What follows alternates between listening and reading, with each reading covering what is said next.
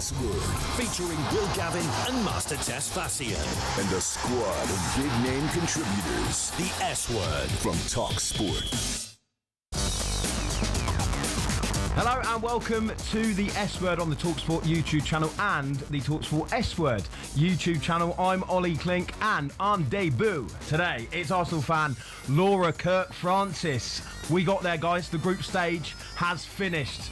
It's done. We're on to the knockouts. And of course, we'll be chatting about England after the Three Lions secured a win against Panama. No one was nervous, were they? No one was nervous. It was fine. That set up a blockbuster round of 32 clash against DR Congo. Later in the show, our voice of live football, Adrian Durham, is going to join us for plenty of reaction to that game. We'll also get the lowdown on Portugal, who could only finish second in their group. Sebastião Sousa Pinto is going to join us to chat about their 0-0 draw with Colombia and whether Cristiano Ronaldo is back, because he said he was, but is he actually back? I'm not sure. Canadian sports broadcaster Andy Petrillo is going to join us a bit later on too to talk about Canada's first ever World Cup knockout game as they prepare to face South Africa. And we'll round off the group stages with our official group stage awards, the best, the worst, and absolutely everything in between. You're watching the S Word, sponsored by Kalshi.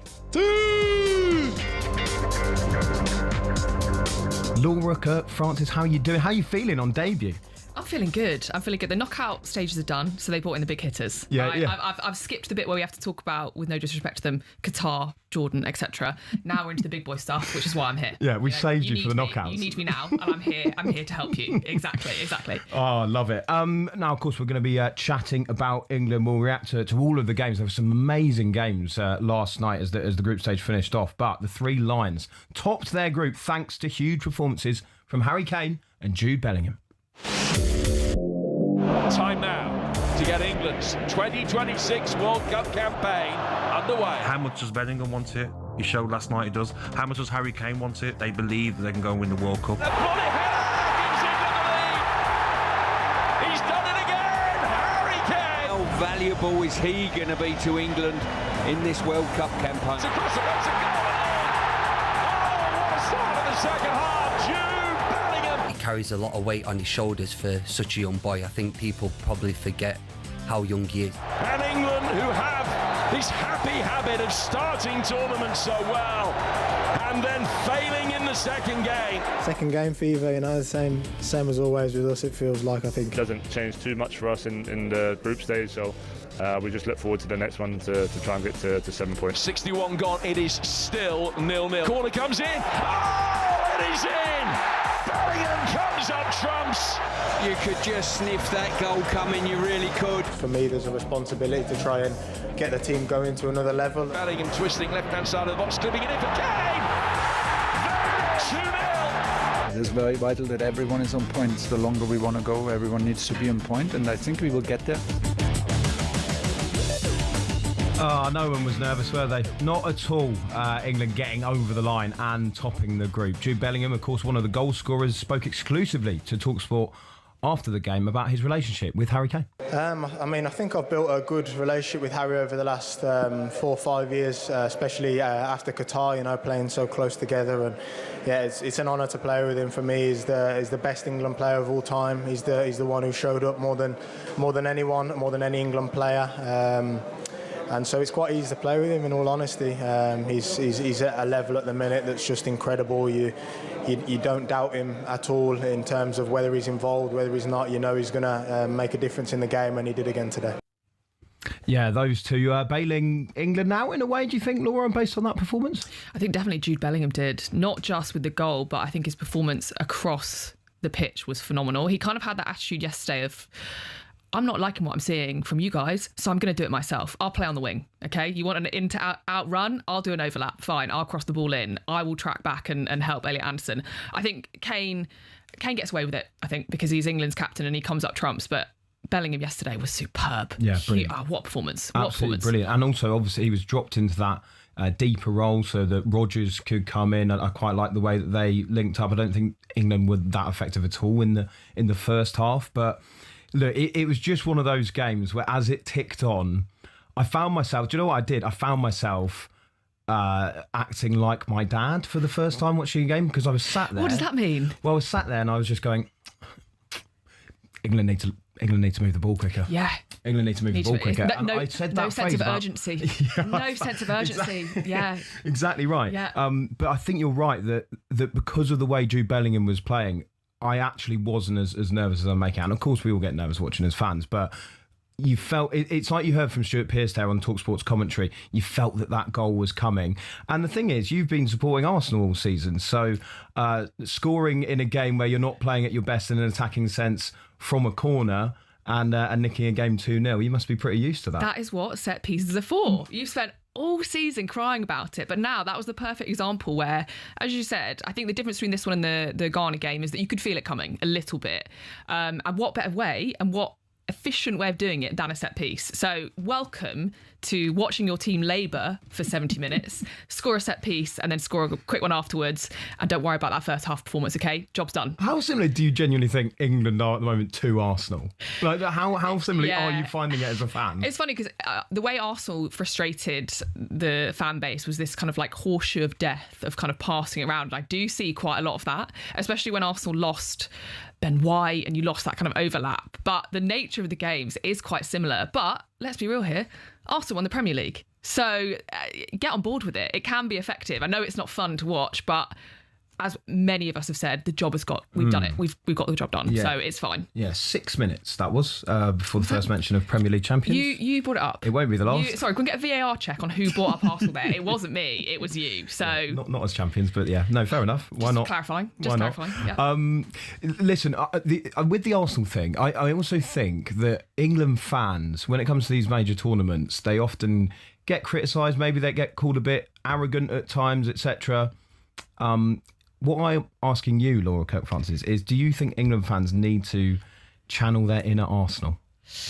And all those fans that have been laughing at you for set pieces or criticising you for set pieces, do England fans need to channel their inner Arsenal fans? I mean, I think some of the England fans need to accept that you need to be a bit shameless now. Just accept that you've cried about set pieces all season, but now you're enjoying it, which welcome everyone. Jump on the bandwagon, but please just know that I've kept receipts, okay? I've kept receipts. I think the thing with England fans and England on a global scale is that there is a bit of English sense of humour, a bit of self-deprecating. So when we sing, it's coming home, I think a lot of us are more like, it might be coming home.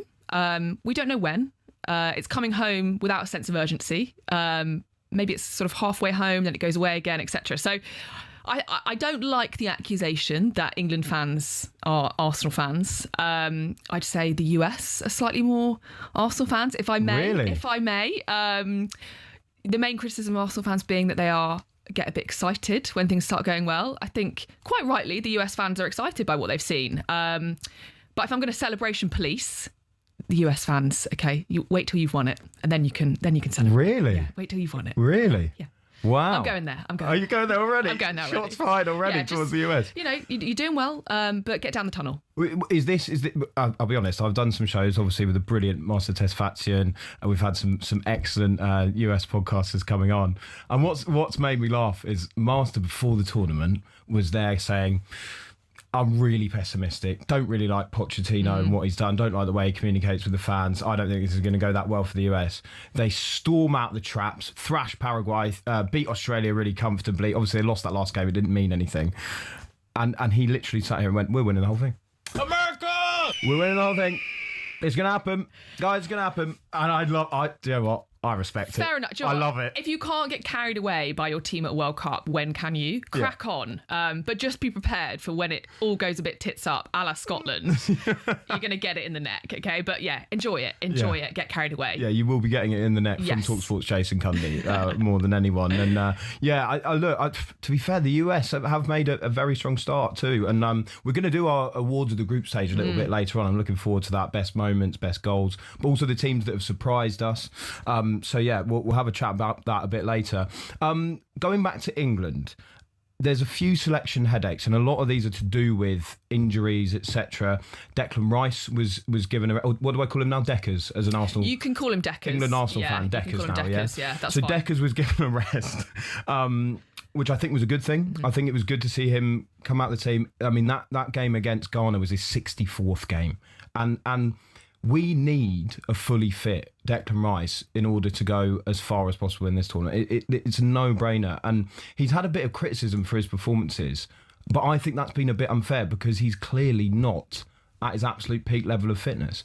The only issue I've got here, Laura, is one game enough of a rest for Declan Rice to deal with these issues that he's been talking about for 6 months or so? No, because I think it's a hamstring injury, isn't it? And he constantly talks about managing it, but then the next day he'll say, I'm ready to put my body on the line for it. So for me, it's one of those ones where if it's pushed too far and we play him in our next round, it makes it worse.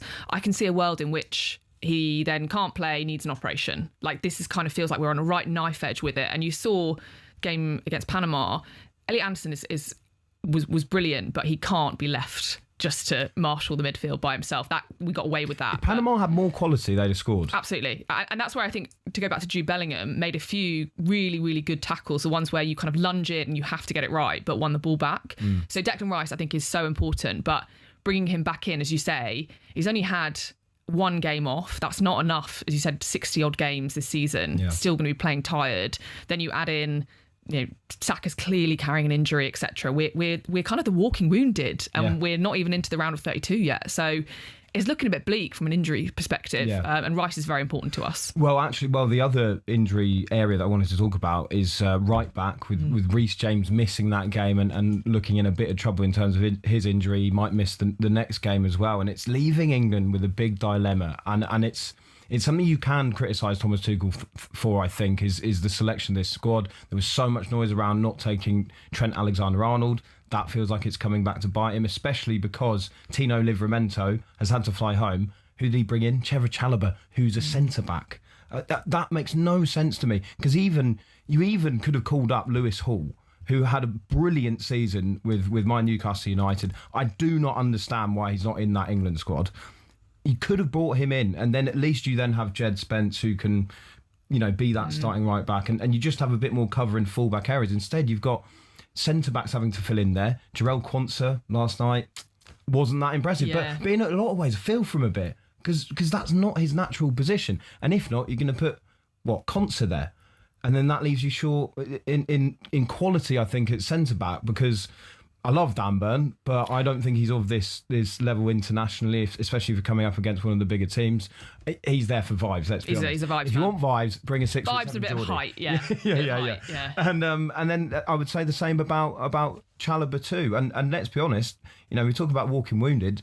John Stones hasn't featured much this season and looked rusty against Croatia. So I think it's funny, when you looked at the Ghana game, all the talk afterwards, Laura, was about, he didn't take Palmer and he didn't take Foden and we needed more creativity. That's all well and good, but actually, should those two have gone ahead of Morgan Rogers and Eberechi Eze? I don't think so, based on the season. So we do have those number 10s. I don't know why people are pretending like we don't have those number 10s ready to go.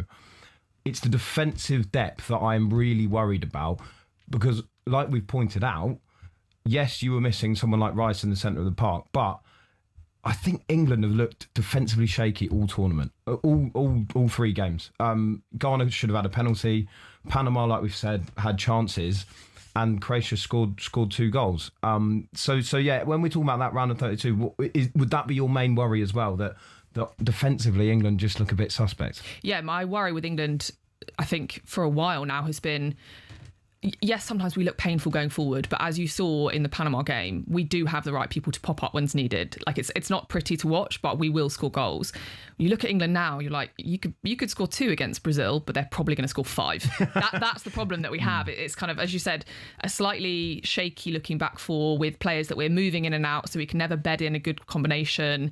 I think my biggest criticism for that right back position is that is exactly the type of position where you can't just shoehorn someone in. I don't like the idea of having centre-backs playing right-backs. Yeah. It's a specialist position. Looking at some of the attacking talent we're going to come up against, it's going to be ugly, really ugly. Yeah. Only Arsenal are allowed to play centre-backs. Correct. Yeah, okay, just, again, you've mentioned it. That was, for the record, another mention by Ollie Klink here of Arsenal. It's my inner Arsenal fan coming out for England. I mean, that's it. That's what's happening. You're all in there somewhere. Everyone's got a little Arsenal fan in there. You just need to accept it, which it looks like you're going to. Yeah, just going back to that, the squad selections and stuff like that with Reece James. Do you know the thing that made me laugh, Laura, is, I don't know if you've seen this, but Thomas Tuchel was obviously asked about Reece James' injury, and he said, no one saw it coming. No one. Brother, what? Come on. What? Reece James has had so many injury problems. I mean, it's ridiculous. Tommy, do you think we're stupid? Do you think we're stupid? And bear in mind, Thomas Tuchel managed him at Chelsea, and he would have been injured at that time. It's just the fact he's gone. Can you imagine that meeting? The medical staff come in and goes, Reece James is injured. Thomas Tuchel's like, What? What? What? Are you joking? Reece? What? Just come on, no one saw this. We saw this coming months ago. Yeah. I've also sat and said quite vocally that I think it was the right decision to leave Trent at home. Feel very silly now. Very, very silly. But you can't plan for this many injuries. But at the same time, with Reece James, you probably should have done. Yeah, you probably should have done. And Livramento, because Livramento hadn't played since mid-April for Newcastle. And by the way, he hadn't really been putting in very good performances either. And he's struggled with so many injuries. Yeah. So I know you're saying you can't plan for it, and I do understand that, but to sit there as Tuchel and say no one saw it coming. Yeah. Come on, man. All your medical staff the whole nation should have see been like, coming. just to be absolutely clear, like you can call him up, but there is a very high chance that 2-3 games in, he's gone. And now what? Now what? So that is my biggest fear for England. It really is. It's when we play a team with more attacking talent than Panama, who again still had chances, will just come undone, and it could be ugly. Yeah, absolutely. We are through though to the round of 32. Come on, England, we'll be absolutely fine. We'll be fine. What are you worried about? Dan Burn can play left back, so we'll just slot him in. It'll be fine. Don't worry about it. Yeah, we're going all the way. But yeah, if we look at some of the games that are coming up, some of them are very, very exciting, I think. And even a bit later, we'll talk about the sides of the draw and who has quite a favourable route. Argentina. I mean, Argentina could stroll to the semi-finals. We're on a collision course with them as well, aren't we? We could meet them then if we can get past. I mean, I don't know who I fancy out of Brazil, Japan, but it could be Brazil, could be Norway, if we get past Mexico as well, if, etc. Yeah. So and DR Congo. So, when you start looking at it, you go, actually, there's a banana skin all over the place for England, but Argentina could stroll there. Yeah, but then again, you mentioned Brazil there. They're playing Japan, who are a very good side, gave the Netherlands a very good game, very highly rated side. I think Japan as well have grown as the tournament's gone on, into the side that people were expecting. And they're dealing with injury issues too, Japan, so it makes it even more impressive the way that they're playing. Portugal obviously finished second in their group, so they'll play Croatia, who we know a lot about. Yeah, got rid of them. Don't worry about them. Easy. But we got our revenge. The USA, your favourite fan base, they also seem to have quite a nice little run here. So they've got Bosnia first in the bracket. Then they've got they'll play the winners of if they get through Belgium or Senegal. Spain are in their side of the draw, but this could be a really big chance, I think, for the US to try and go deep in this tournament. And I tell you what, when you're the hosts, you come up against a team like Spain, who already this tournament, yes, they're one of the favourites, but struggled against Cape Verde. You never know, do you, with the USA? Especially with Belgium, who I'm like, who are you? Are you good or are you bad? Are you golden generation or are you bronze? Or who are you? So you look at that draw, I think Belgium, Senegal, USA, you'd be thinking whoever out those two. Senegal looked really good in the first half against France. They've got some good players, etc. But I'd be feeling really confident if I were USA to like go, right, okay, looking at that, we're at least into the... Not too confident. Not too confident. Don't celebrate yet. Be disciplined about it, okay? We can enjoy it. But you'd be looking at that and going, with the momentum, with the home support, why not? Was the question. Why not? Yeah. I'd be buzzing. Yeah, absolutely. Not too much though. Do you know what I find amazing, Laura, is during the end of the season as an Arsenal fan, we were having a lot of... Again, he can't stop talking about it. You cannot stop talking about it. It's just funny because you were saying that the US shouldn't celebrate too much. Did I say that? Yeah. And we had a lot of debates when Arsenal hadn't won anything about Arsenal fans celebrating too much. Did we? And I don't remember this. You quite often would turn to me and say, I don't know what I'm wearing to the parade, before you'd won anything. That doesn't sound like me. That doesn't sound like something that I would say. Well, USA fans, what are you wearing to the parade when you win it? It's really important to plan. That's a good shout. Plan in advance. Just have it in the back of your mind. Let's do it now. Yeah. Jump in the comments what are you wearing? On the live chat and tell us what you're going to wear to the parade, USA fans, because you could be going all the way. That bracket is looking very tasty indeed. Plenty of other interesting games. Do you know, one team I feel sorry for, by the way, Laura, just quickly, the Netherlands, who have had a good tournament so far, absolutely thrashed Sweden, didn't they? They look very, very good going forward, but taking on Morocco in the next round, having won their group. It shows how tough, to be fair to Scotland, that group was. But that could be a really interesting game. Yeah, Netherlands were my dark horse, if you will. I mean, anyone can be your dark horse if you think hard enough about it. But the Netherlands were mine. But going up against Morocco with the players that they have, that performance against Brazil, you'd be like, oh, bit of a tough one. And then in the same kind of, I guess, side of the draw as France. You know, Did you have a darker horse, like a real rogue shout? Do you know what? Everyone went for Japan. Yeah. And I kind of got a bit like, fair play, Japan, very good team, and it's all good. But it annoyed me that people started saying that, like, oh, I think it might be Japan. Yeah, it's the hipsters' view. Come on. So I went for Ecuador, which started badly. Yeah. And now do you feel it a bit looks better? Quite good. Yeah. Now I feel good. I wondered whether the chaos within the Uruguay side could produce something amazing. It has gone totally the other way. So I've got egg on my face for that one. I just thought Bielsa, it could be good, it could be stunningly bad. Unfortunately, it's the latter of that one. So they were my dark horses, dear Lord. And what an astonishing press conference he gave as well, saying he'd given nothing to Uruguayan football. Absolutely incredible, really. We'll talk about that a bit later on and plenty more. A bit later on, we'll talk to our voice of live football, Adrian Durham, who, of course, has been at every single England game and taking it all in. We'll talk to Andy Petrillo, too, a Canadian broadcaster, ahead of their first ever World Cup knockout game against South Africa. Looking forward to that one. Which comes at you later on today. Up next, though, we'll talk Portugal with Sebastião Sousa Pinto. We'll talk about whether Ronaldo is back, because he did say he was, but is he actually? We'll talk about that next. This is the S Word, sponsored by Kalshi. Around here, we only use the F word. talkSPORT presents the S Word.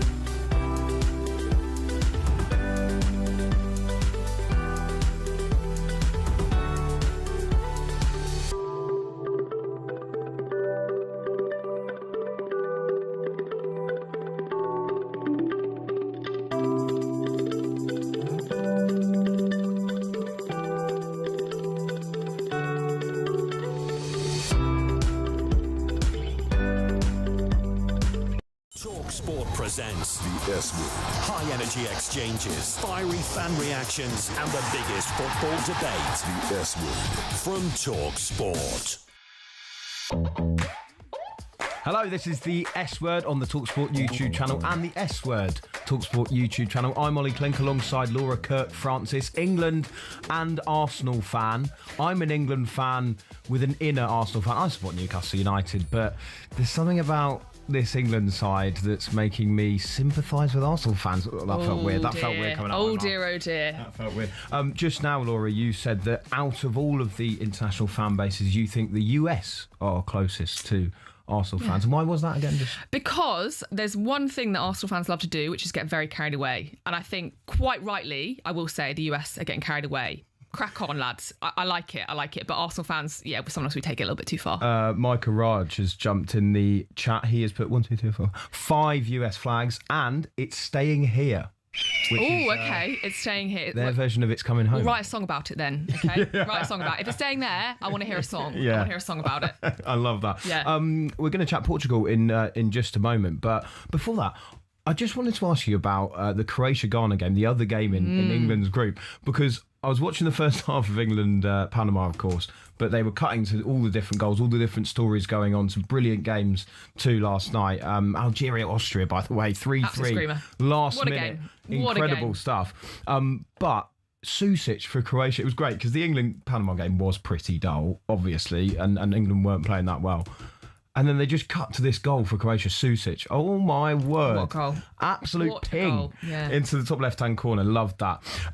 Elsewhere, another team that were held to a goalless draw were Portugal, who've had a bit of a clunky group stage, finished second in their group. Joining us now for more on them is Portuguese football expert Sebastião Sousa Pinto. How you doing, Sebastião? Hi, thank you for having me on the show. Hope you're doing well too. Yeah, really good, thank you. Listen, talk to us about Portugal. What have you made of the start they've made to this tournament? It wasn't what I expected and probably what most people expected. I think we had a lot of difficulties, but I think it can be good to have it on the group phase and not on the knockout stages. I think Portugal are looking a bit weak defensively and the fitness-wise also. I think you saw it yesterday. At 40th minute, it looked like a 80th minute game. A game really broken already. Players didn't run a lot. Ronaldo, Bruno Fernandes, I saw it at the 40th minute not running back because they were already tired. So I think we can have problems with this climate. It's obviously not easy to play in the States or Mexico or in Canada in the summer. So we'll see what happens. But I'm not very confident at the minute. But also at the Euros in 2016, we finished third and we won. So we'll see. Sebastião, on Cristiano Ronaldo, he made a very big statement that he was back against Uzbekistan. He's kind of gone away again. So where is he? Where's he gone? Is he back? Was that enough? The couple of goals that he scored, or is he still more of a hindrance than he is a benefit? Because it seems crazy to say a player of his quality, but would you be a better side without him? It's a difficult question. I have emotional feeling also because Ronaldo is my idol. But at the same time, I think it depends on the match. I think if you play against France, I think Ramos has to play. I think in the first 3 games, Ronaldo had to be the starter in this group phase. But yeah, I think we still are a better side with him than without him. You say Ramos has to play, and I know that's your opinion. How would it go down with Portugal fans if Ronaldo was dropped for that game? I think a lot of people want Ronaldo to be benched here in Portugal. It's not like we don't have the same vision about Ronaldo as Argentinians have with Messi. I'm not saying it's that, but I think we see it in a sportive way. I think in the first game, I think he had to play because it's Ronaldo, it's the best player. He still scored a lot of goals. So he has to start. Then you can think about, okay, against Uzbekistan, maybe Ramos will give opportunity. But I think you still give to Ronaldo, and then he scored 2 goals. He has to play in the next game. But I think against Colombia, Ramos had to start, not just because I think it would be great to have the pressure up front, more physicality, because you saw yesterday there was a lot of space between lines from the midfield to Ronaldo. Because he didn't defend compact with the team, and that can affect the team performance because James Rodriguez, Arias, Gustavo Puerta had a lot of space to switch up the play to both sides, and that can create problems. We were lucky that in these 3 games we didn't have an opponent that could finish their opportunities, but maybe up front now in the knockout stages that can be a greater problem, and then can create us big problems, and we can lose games by this. There's a lot of reports, Sebastião, that this could be the last tournament in charge of Portugal for Roberto Martinez. It will. It will be. What's the general view of him as a manager? In general, I don't think Portuguese fans like him a lot. I think when he came, he was already doubts because he didn't manage well the Belgium squad. Great golden generation. We have now a golden generation. I think it's not as people think we are. But still, I think we could play way better. I think mentality-wise, from what he's saying, it's not the best. I think we should have a winning mentality. And he's saying, we don't need to win the tournament. We need to play well. I don't think it's like that. I think we need to win the tournament. And if we play well, we play well. If we don't play well, we don't play well. So I think it's like this, and I think Portugal need a change in the summer. You mentioned just how talented that squad is, especially that midfield. I mean, it's easily arguable that it's the best of the tournament. But what do you think the expectations were in Portugal ahead of the tournament actually starting? You know, was it going on to win the whole thing, given the talent in that squad? Yes. Which makes this start probably even more disappointing. Yes, I think people created a lot of expectation also because it's the last World Cup of Ronaldo. He has to win it. It's the last chance. We have a golden generation, a lot of good players in all positions, playing the best teams. But I still think we lack a bit more, I don't know the word, but winning mentality.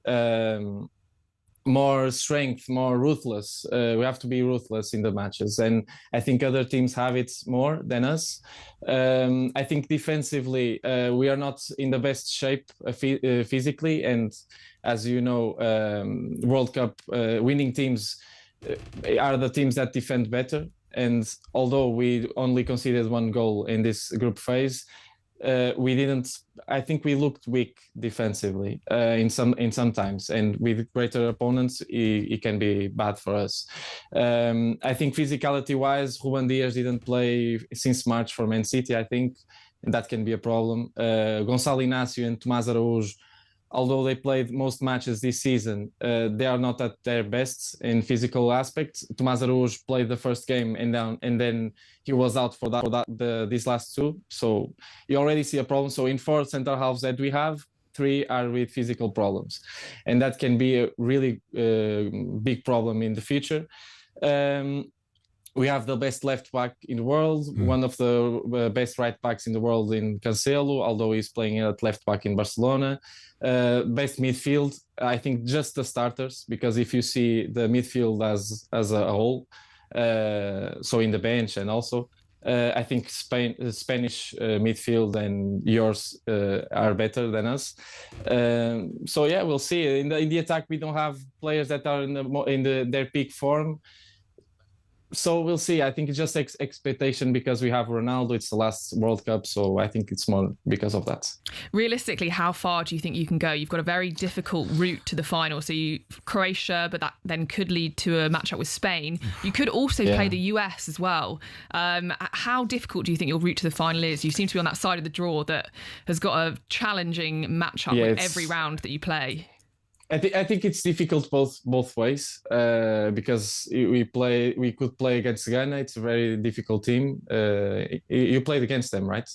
England. Yeah, so you have difficulties against them. Then you could play other team, and then Argentina, and then England or Brazil. So it's difficult anyway. So we'll see. I think Spain, we won against Spain last year in the Nations League, so I think we can beat them. France, it's really difficult. We got knocked out last Euros. It's difficult anyway. So I hope we get to the final, but I'm not so sure at the minute. You mentioned a bit earlier, obviously, it's Cristiano Ronaldo's last World Cup. If Portugal did go all the way, for me, it feels quite generally accepted, probably outside Portugal, internationally, that Messi is the greatest of all time, despite the fact that those two have been. I don't think so. Yeah, well, there we go. I knew you were going to say that. But do you think how important do you think winning that World Cup is to reignite that debate? Yeah, I think it's not I think it's a debate, but it's not a debate. I think Ronaldo shows that he can make it anywhere, in any team, in any context. Is the record? He has records all over the place. So it's there are different players also, and a player that shouldn't be said that he's the GOAT because he didn't win a World Cup. Because if you say it, you have to say like other players are better because they were more Champions League. No, it's not the case. And he's not lucky because he was born in Portugal, and Portugal never won a World Cup, and Messi already had the history with Maradona and stuff. So total different contexts. I think obviously it helps, and I think for me, if Portugal wins the World Cup, there's no doubt that Ronaldo is the greatest because for what he has done for football. But obviously Messi is. I think they are joint top one. I think there's not the best one.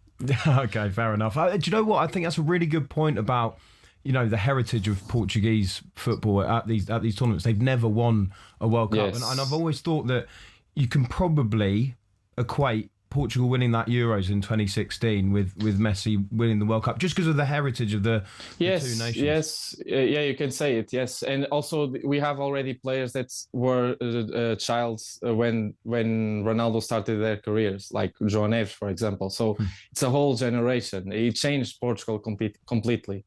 Portugal has went to 5, 6, I don't know, World Cups without him before he showed up. And then since he started his career, Portugal went to every World Cup. So I think he changed Portugal completely. We have to be really grateful for him. But also in the sportive side, we don't need, and we shouldn't be emotional in choosing him. And just be focused on the team and sporting wise. And if we need to put Ronaldo in the bench, and also a great point that I remembered now, I think most games this year in Saudi, Ronaldo didn't play the full 90 minutes, and he already played 3 90-minute games in this group phase. Should he be playing 90 minutes for the rest of the tournaments? I don't think so. So because I think he will be resting himself since the first minutes. To be ready for the next match, to be fast and ready physically at the end of that match.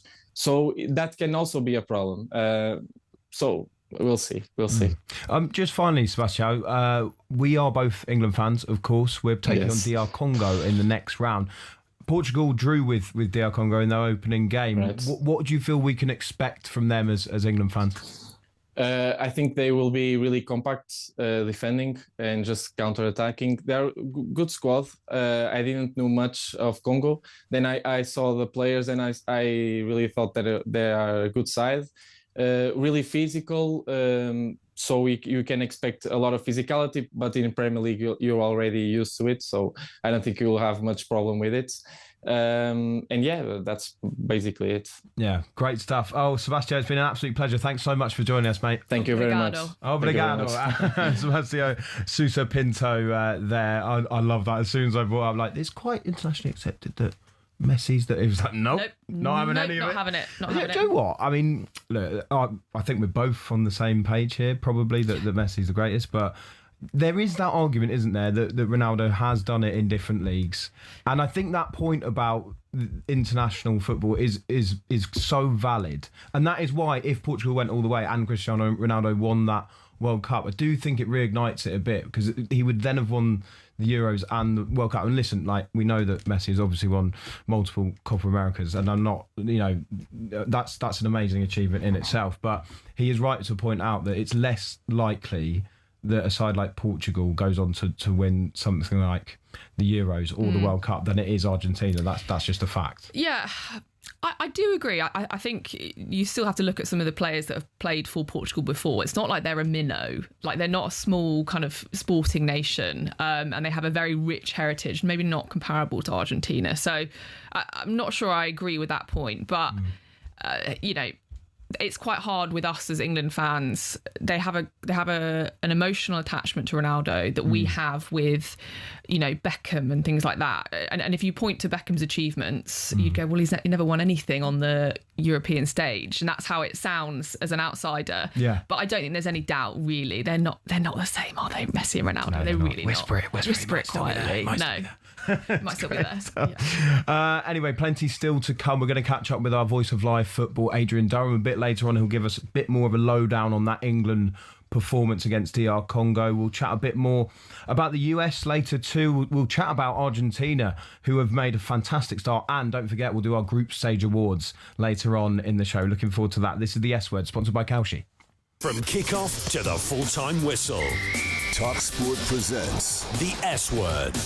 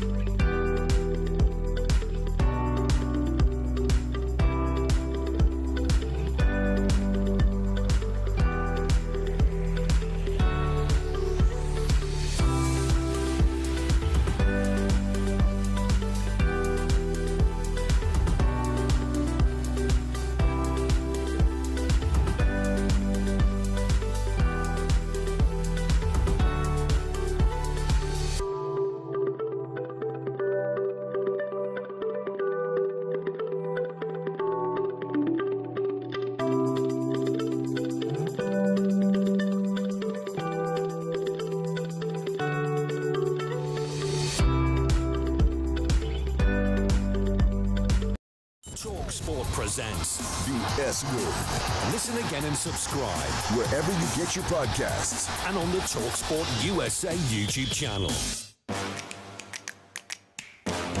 Hello, this is the S Word on the talkSPORT YouTube channel. I'm Ollie Klink alongside Laura Kirk-Francis. We've chatted about Portugal just now with Sebastio. One thing we didn't clarify, I don't think, is Ronaldo back?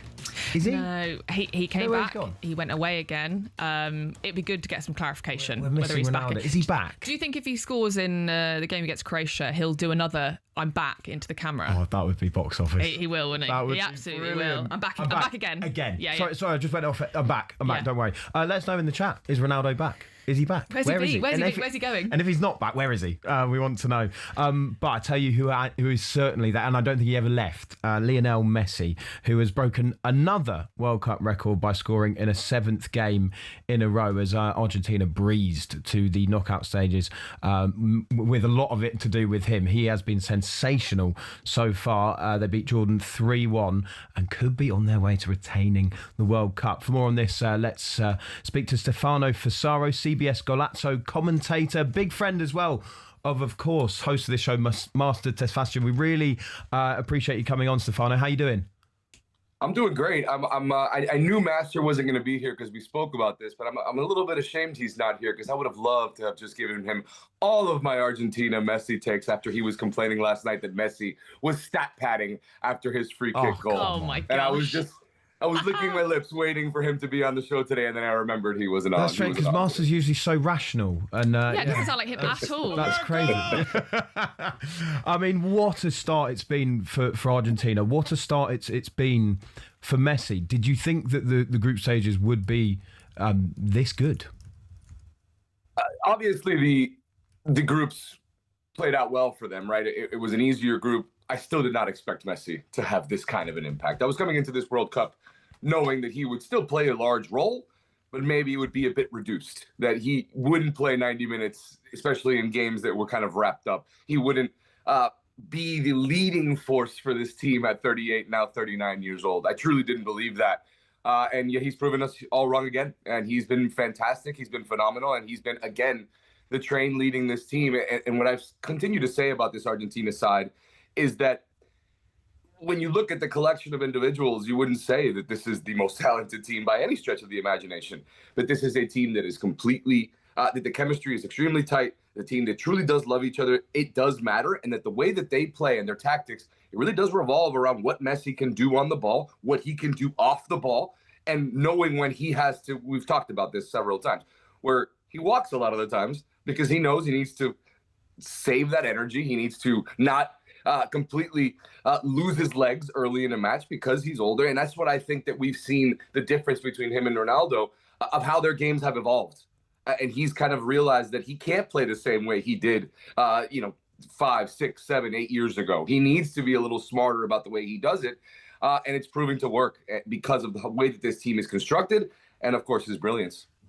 It's hard to get away from the Ronaldo comparison, isn't it? But as you've just mentioned, the biggest difference is that the Argentina team, seemed to be quite happy with letting Messi take the spotlight. Whereas if you look at kind of Portugal, it seems like there's a bit of friction between letting one star dictate the whole team.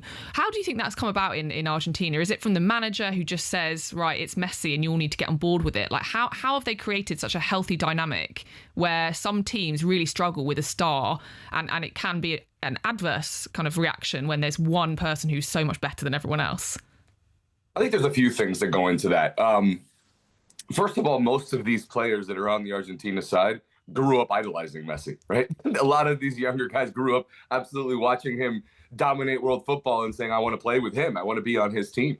And I think that plays a part. I also believe that the way that Scaloni has built this team is around his strengths. It's around getting him in smart positions with players that know how to set him up, get out of his way, and find space. I saw some videos breaking down the way Argentina have played so far in this World Cup, and it's very much a dynamic system where constantly moving towards the space, creating triangles around the ball, even if they're playing the ball backwards. They are built in a way that they've been playing now this same style for 5 or 6 years, where when they won Copa America and so on, they replaced Angel Di Maria, which is a massive player to have to replace. They've done that brilliantly so far. So I do think that it's a combination of all those things. Lionel Scaloni, also his temperament, his patience to get this team to play the right way. I think all of that has to do with this team being as good as they are right now. And I think truly the confidence of winning trophies, so many trophies now in a row for Argentina has just compounded the fact that they know that this is the style that can get them again to another semifinal in a World Cup at the very least. Yeah, I think it's such a good point about that football intelligence from Messi, because when you look at those performances from Ronaldo, at times he looks like he's trying too hard, whereas with Messi, he never looks like he's trying at all. Of course he is, but it's just been about finding that space, and you're right, it's been like clockwork, and maybe it's something we've slept on over here. When we were coming into this tournament, Argentina are the holders, and I don't think they were maybe being held in a high enough regard, especially given that record that you just pointed out, and the fact that they're a trophy machine under Scaloni. Yeah, absolutely. And if you look at this side too, the way, again, like I was saying, like the way that they're built, you see when Enzo Fernandez is in, when Alexis McAllister is in, they are setting up Messi in the spots that he wants to receive the ball. They know where he wants to receive the ball, where he has to have the space. And you see that difference. With Ronaldo, I mean, I was watching the Portugal-Colombia game last night. There were moments where I have a lot of Colombian friends, and I was telling them, I'm like, you guys probably want him to stay on the pitch right now because it's just not going well. And look, I hate to have this. Obviously, look, I'm an Argentine descent. I've grown up here in the States. I've followed this team since I was a little boy. So I have a lot of, you can say that I have some biases, but I don't hate Cristiano Ronaldo. I don't. I think he's a fantastic player. I've enjoyed watching his career as just a football fan. Obviously, when he's playing against Messi in certain situations, I'm obviously going to root for Messi. But I've enjoyed watching him play football. It's been entertaining for my entire life. But right now, it is just not working. And I don't see the same willingness to take a step back and realize that the way that he's trying to play right now is not beneficial to his national team. And if they want to have success, he needs to either change the style of play or raise his hand and say, okay, I can't play 90 minutes. I need to switch it up. We need to do something different. And you just don't see that happening with Cristiano Ronaldo right now. Stefano, tell me how excited you are about the bracket. Now, you've got Cape Verde next, to be fair, who've turned up at this tournament and been one of the surprise packages and could maybe cause an upset. I don't think they will. And then it could be Australia or Egypt after that. And then it's out of Switzerland, Algeria, Colombia or Ghana.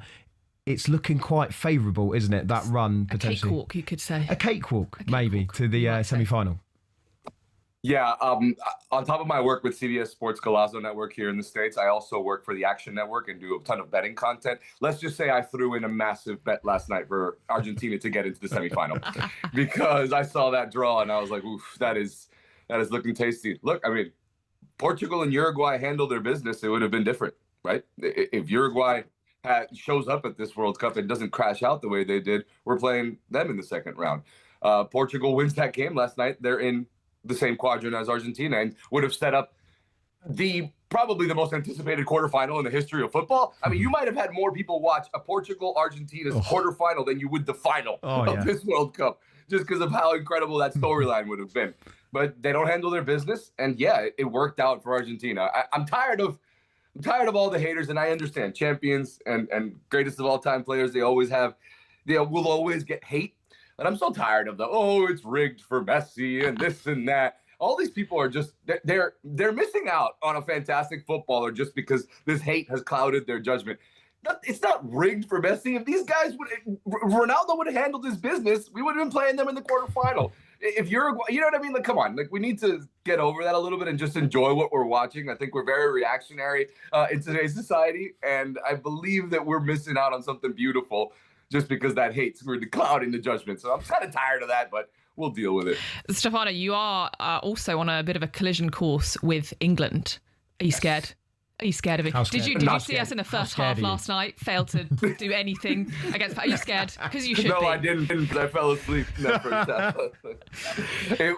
Look, I think it would be fantastic. It could be England. It could be Brazil. I think it'd be an incredible semi-final. Who would you rather? Who would you rather face? England or Brazil? It's a tough one because I don't think that this is a strong Brazil side. And with England, I know that the talent is there. They're by far the more talented team. I worry about England playing in the heat and playing in Mexico, playing in Miami in that what would be quarterfinal, semifinal, or excuse me, round of 16 and quarterfinal. I worry a little bit about that. But I would probably want to play Brazil because England are the more talented side when you're talking about just 11 players on the pitch. Are you just saying that because we're England fans? Are you just saying that? No, I don't need to hide it. You could ask Master. One of my bold predictions for the World Cup were England get knocked out by Mexico in the rounds of 16 at the Azteca. But he wasn't happy about that. You can see it, though. As you said, the heat. All we've done all week here in the UK, it's been 35 degrees is complain. So the idea that we go, our Englishmen go to the Azteca and play in that heat and win is a tough one, certainly. We even went for a run to try and, replicate just to feel like what it felt like, yeah. It didn't last long. Doesn't feel good, does it? It lasted about 5 minutes. And I felt like Declan Rice has been feeling, I think. I remember watching the FA Cup final just this, a few months ago. And the commentators were talking about a steamy hot day at Wembley, and I think it was about 81 degrees Fahrenheit at Wembley. So not exactly, isn't it? not exactly a steamy hot day in comparison.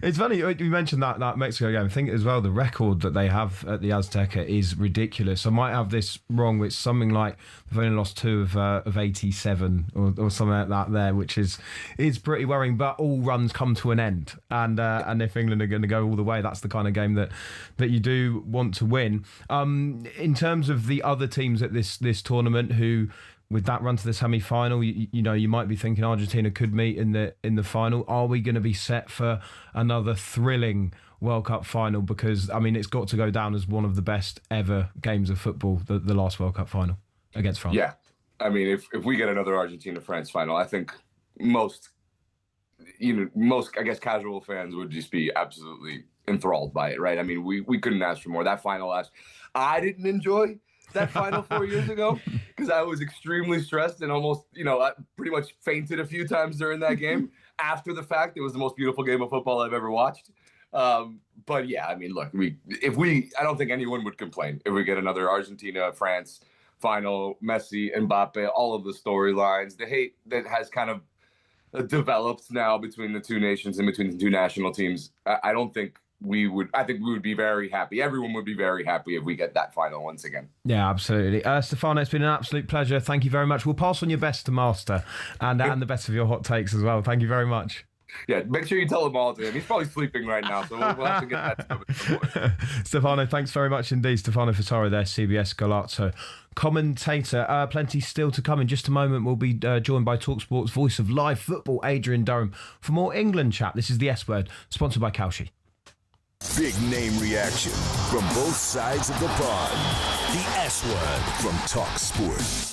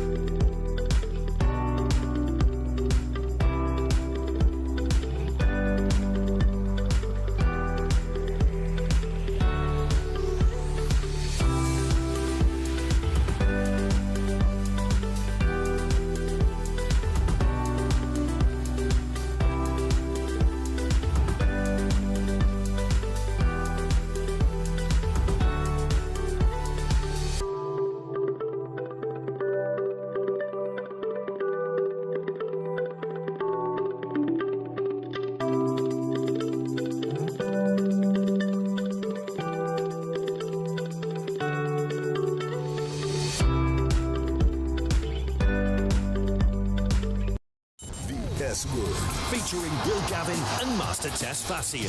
And a squad of big-name contributors. The S-Word from talkSPORT. Hello, this is the S-Word here on the talkSPORT YouTube channel. I'm Ollie Clink alongside Arsenal fan Laura Kirk-Francis. You asked US fans a bit earlier what they were going to be wearing to the parade. I'm sure you thought about this for England, right? I told you I'm wearing an Arsenal shirt. Are you? Yeah, I told you I'm wearing an Arsenal shirt to the England parade. You can't do that. With rice on the back. Are you? Just so everyone remembers. Oh no, I kind of don't want us to win it. No, that's not allowed. People wearing club stuff to England games, hate it. Yeah, hate it. I am so on board with that. Yeah, no. Absolutely. Absolutely. Anyway, it could be England going all the way because they topped their group thanks to getting the job done last night against Panama.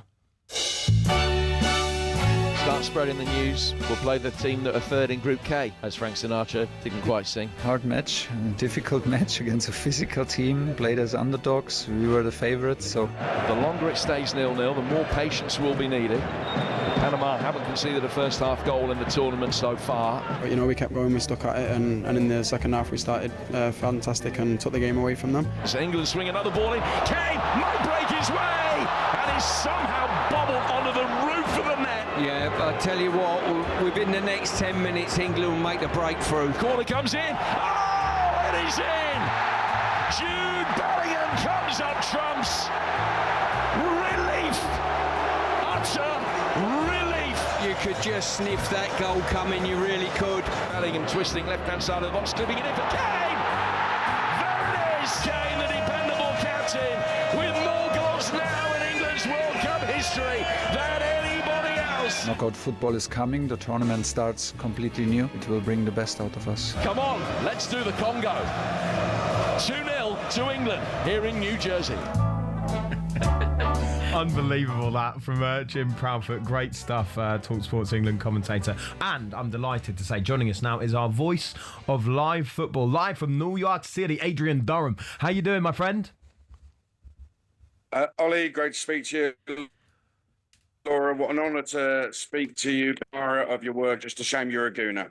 Oh, Adrian. We'll put that aside for the next 20 minutes. Ish. Well, on that, we'll get into England in just a moment. We were talking at the top of the show, Adrian, about the fact that with this England side playing a bit like Arsenal and relying a bit on set pieces, and England fans sometimes being accused of getting ahead of themselves and getting a bit excited.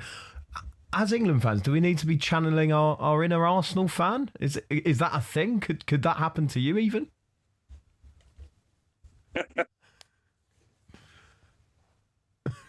Please don't ever compare me to an Arsenal fan.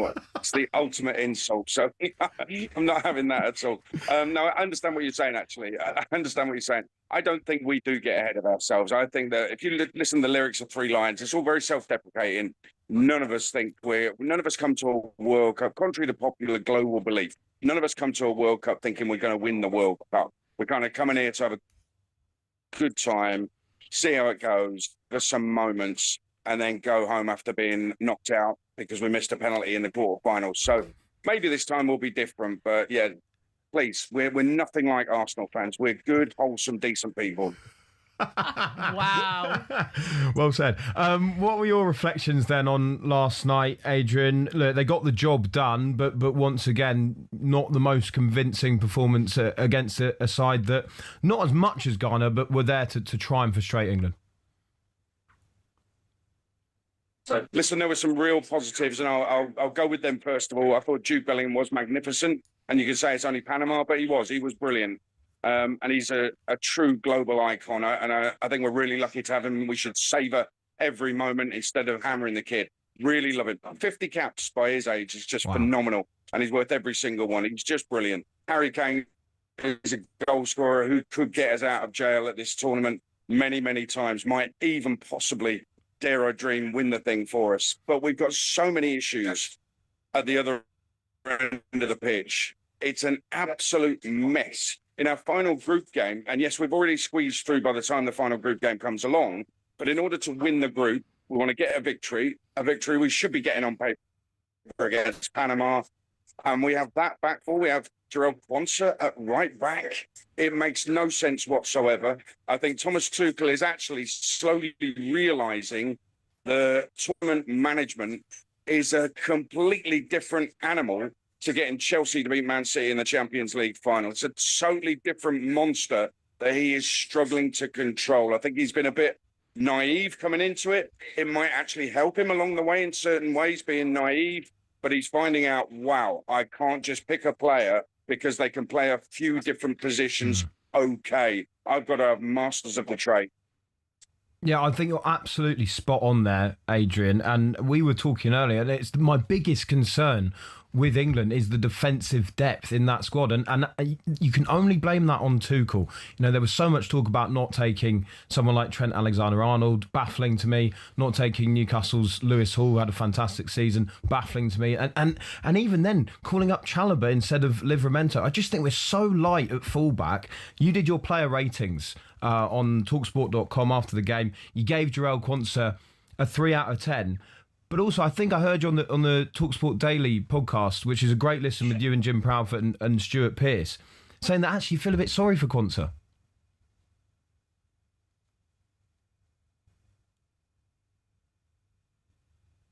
Yeah, I mean, the reason is he's been put in this position. He's never going to say no to a place in the England team at the World Cup. And I love that for him. And I really don't want to have a go at him. I don't want to be critical, but he's just not a right back of World Cup level. That's the reality. And he's been put in that position by Thomas Tuchel. It's not Jarell Quansah being bad or not being good enough for the squad. It's about Thomas Tuchel putting him in a really awkward position and making him look bad. So Tuchel I think he's got this all wrong. I think if he could go back, he would change things. I'd even look at, and you may disagree with this, I don't know, but I'd even look at, with the right back situation, you've picked two injured right backs in Livramento, or injury prone right backs, Livramento and Reece James. You've got to be thinking to yourself, right, I really don't want Trent Alexander-Arnold. That's up to him. He's got to have a reason. But he's also got to have a plan in case things go wrong, because these right backs are injury prone. Why didn't he just say to Kieran Trippier, right, okay, I know you're past your best, but I may need you. Just stay fit. Once the season finishes, I may need you. And that experience right now, I would rather have him at right back. Like you, I'd rather have Lewis Hall. But Kieran Trippier, I think, would have been a great addition to the squad, a really good leader. Yeah. He's not the answer to everything, but in this situation where we're playing Jarell Quansah at right back, Kieran Trippier probably would have been a good idea. Adrian, can I throw in another name for right back? This came from Tony Cascarino earlier, suggesting that someone that you were very disappointed with last week, left out of the game last night, Declan Rice at right back. What would you make of that? I think that it would be it's a compliment, I think, from Cass to Declan Rice, that he would feel confident that Rice could play that role. And I actually agree with Tony Cascarino. If you look at who's available for that knockout game against Congo, right? Look at who's available for right back. Weigh it all up. Look at what Rice does in midfield. Is there anyone who can do what he does in midfield to the point where we're the game and make the decision? But I would not be against Declan Rice going to right back. Let me clarify Declan Rice. I think he's brilliant, but I'm not the only one. There are people here at the World Cup working with us who have coached Declan Rice, who think he plays within himself. We think he's got the capability to be a global superstar.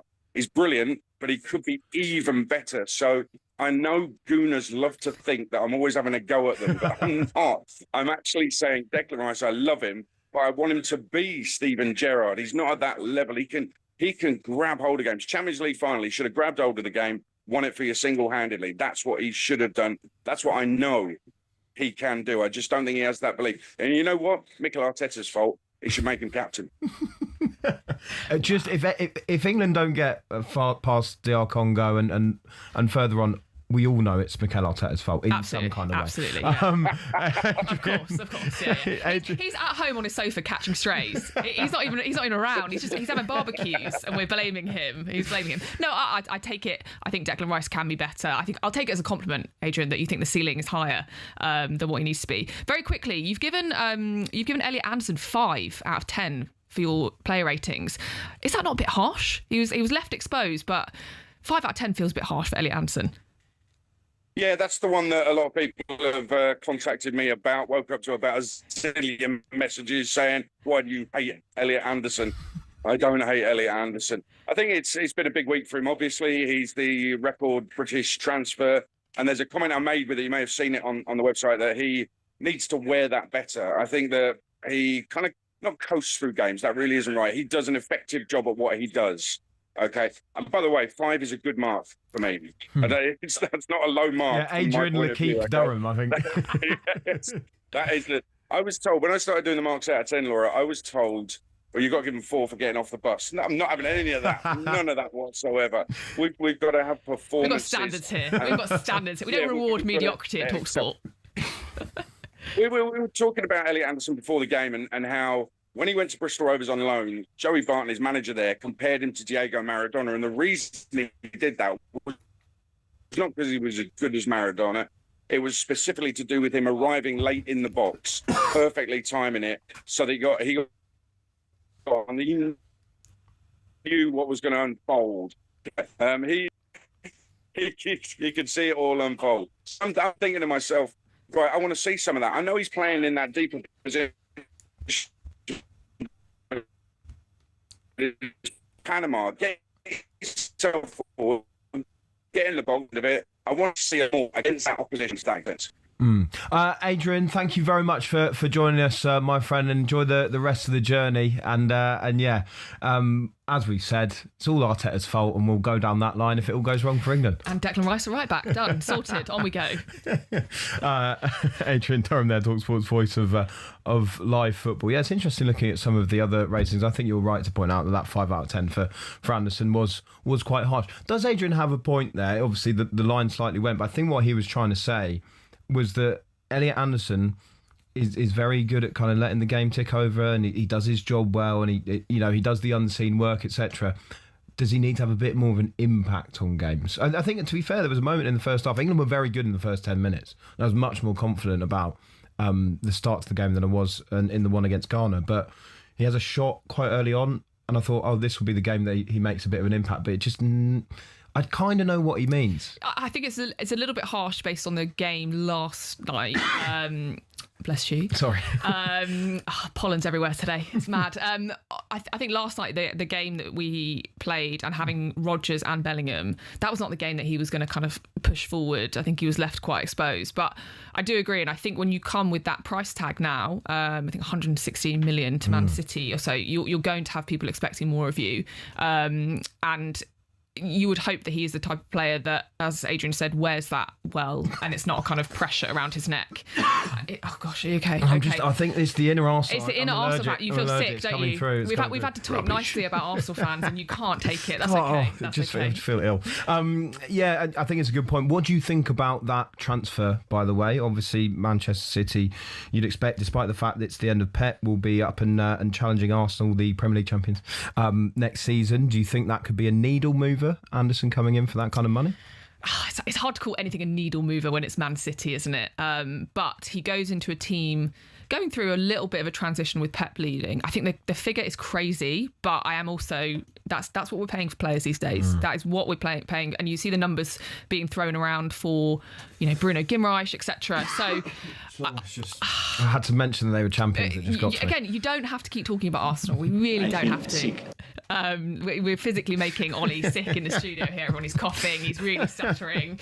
No, I think it's a great signing for Man City. I think the figure is insane, but that's where we are. That's where we are with football these days. It just is where football is nowadays. Just very briefly, by the way, we should talk about Scotland, because some pretty shocking news yesterday that Steve Clarke has stepped down as manager. And the reason it's shocking, look, they didn't have a great tournament. I do think their group was tough. I want to be fair to Scotland. I think their group was tough.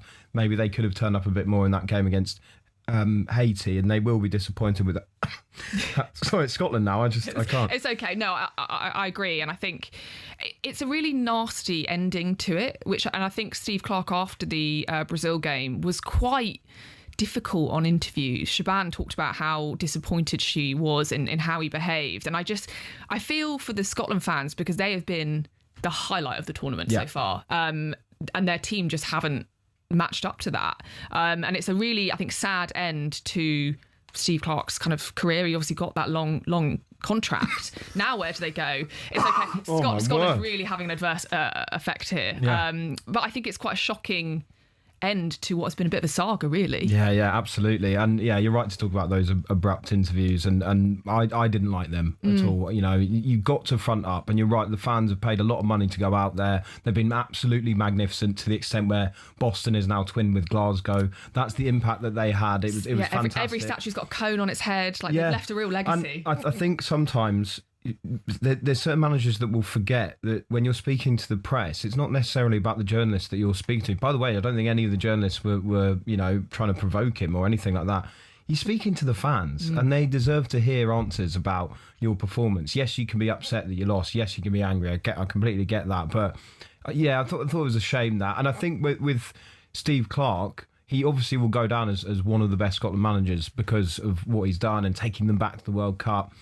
But I think he'll leave that legacy of being disappointing at major tournaments, and that's not to say that Scotland should have got through every time. You know that is still a very difficult thing to do. But I think he'll be disappointed with probably how the pressure got to his sides on each occasion. But yeah, it's a new era then for Scotland heading forward, and we'll see how that goes. Anyway, I need to get a glass of water, clearly, and try and flush out this Arsenal-Scotland disease. Honestly, I don't know what is going on. This is the S Word here, sponsored by Kalshi. Up next, we're going to be chatting a bit more about Argentina and the rest of the bracket. This is the S Word. From the touchline to the terraces, talkSPORT presents the S Word.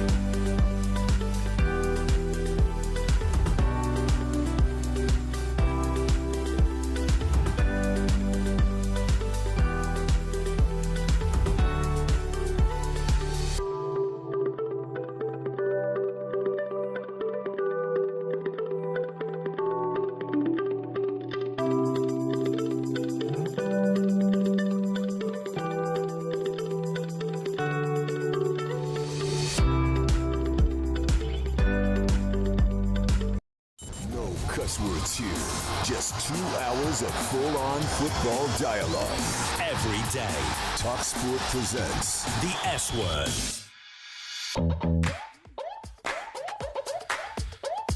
Don't worry, I'm back. I flushed out. Oh, right, Ronaldo. I'm back. Do it into the camera and do it properly. I'm back. I'm going to start coughing again this section now, aren't I? I'm going to do Ronaldo. I can already tell. Yeah, we still haven't worked that out yet, have we? Is he back? Is he back? Ronaldo, if you're watching, let us know. Ronaldo, jump in the chat. If you're back, let us know. Or back again. We'll find out. We'll find out when they play Croatia, won't we? If he does start. Plenty still to come. We're going to do our best of the group stage awards a bit later on. Looking forward to that.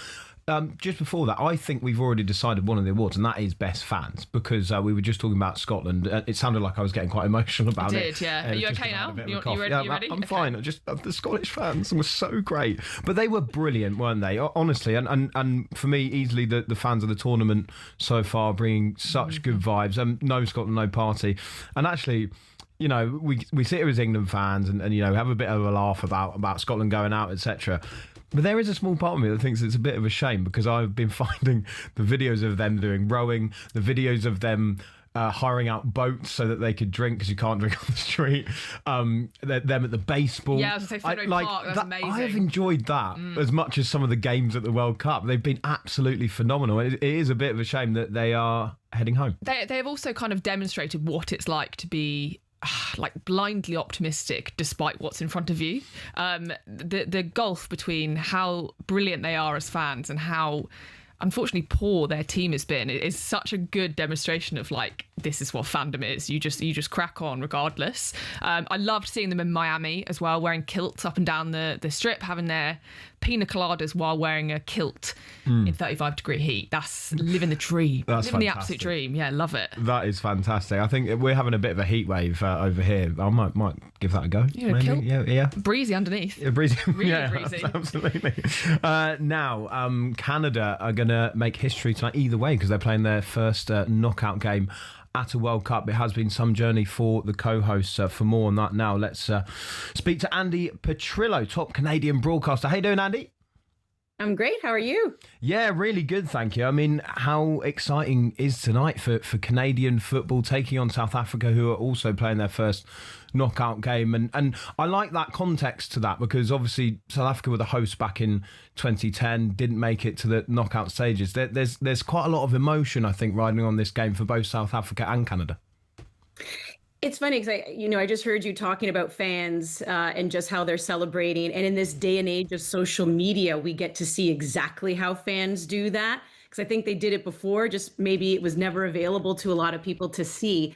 And I think now as fans in Canada, half of us are satisfied and half of us aren't. Isn't that just kind of how humans are these days too? Because there's this pure excitement that history is being made at this World Cup. To your point, like there's the first point, there's the first win, you're making it out of the group stage, but then all of a sudden you find out your opponent is South Africa. So the goalposts move. We're no longer satisfied with just making it out of the group. Now we have to win. Now we have to go to the round of 16. Don't you know these things, right? So it's amazing how in tournament football, your expectations always change. So yes, there's excitement, no doubt, but the second that final whistle went, and South Africa beat South Korea, everyone went, if we don't go to the round of 16, this tournament will be considered a disaster, right? Like this is the conversations that are happening here. So it's exciting, but it's also like I'm very nervous right now for today because I know the storylines that are going to come out of it too.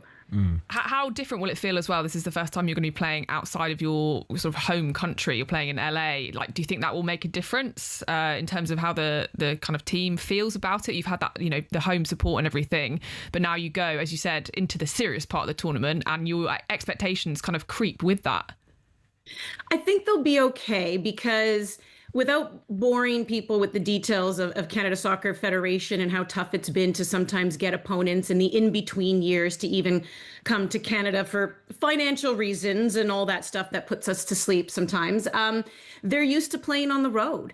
They're used to being in other environments. They're used to being in hostile environments. And yeah, I mean, while it's been nice to be in Canada for the entire group stage, I don't think it's as intimidating maybe as people would think for the Canadians. They're familiar with that stadium. I believe it was last year, March, where the Nations League was held, CONCACAF Nations League. So they've played in there. So it's not an unfamiliar stadium either.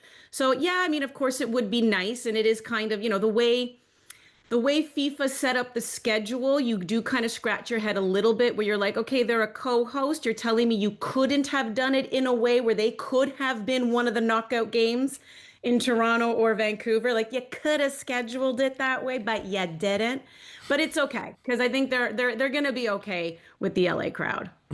Talk to me about Jesse Marsch, because I just think this story is so great. The fact that he tried to apply for the USMNT job, didn't get it, took over Canada. The journey he's led Canada on and to get to this point is absolutely fantastic. But do you actually think part of the expectations from those Canada fans come from just how confidently he speaks and he's almost like a motivational speaker sometimes, isn't he? I think after the Qatar game, he was saying that it's like a national movement, and he uses very evocative language, doesn't he, to make sure that those Canadian fans are riding the wave with the team.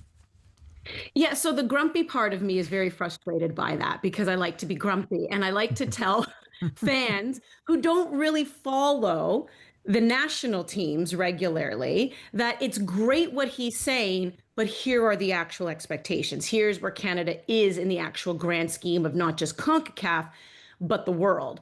But then there's the fan in me that absolutely loves everything that he's doing and saying. But I will say Canada Soccer, especially on the men's side, and for a bit there, obviously on the women's side, because John Herdman was the coach there too, they've had back-to-back coaches who have been very motivational, very, like, everything they say makes you want to run through a brick wall. John Herdman was very much like that as well. The brotherhood, he was using knights in shining armor as motivation as they qualified for 2022, like literally brought a shield, brought a sword, brought a helmet, everything, the whole shebang.